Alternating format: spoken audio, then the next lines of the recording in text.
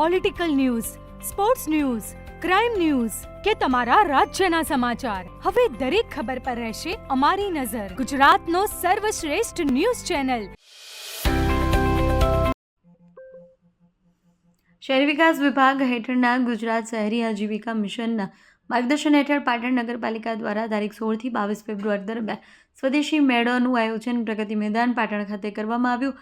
મેળાનો ભવ્ય શુભારંભ જિલ્લા પંચાયત પ્રમુખ હેતલબેન ઠાકોરના વરદસ્તે થયો અને જણાવ્યું કે સ્વદેશી મેળો આત્મનિર્ભર ભારતના સ્વપ્નને સાકાર બનાવતું મહત્વપૂર્ણ પગલું છે અને સ્થાનિક કારીગરો, હસ્તકલાકારો તથા મહિલા ઉદ્યમીઓને સશક્ત બનાવે છે. મેળામાં અંદાજે 50 જેટલા સ્ટોલ્સ, સ્વસહાય જૂથો દ્વારા તૈયાર કરાયેલા હસ્તકલા ઉત્પાદનો, ઘરગથ્થુ વસ્તુઓ, પરંપરાગત વાનગીઓ પ્રદર્શિત કરવામાં આવી છે. સ્થાનિક ખરીદીથી રોજગારી અને આર્થિક પ્રવાહ મજબૂત બનશે તેવી આશા વ્યક્ત થઈ છે.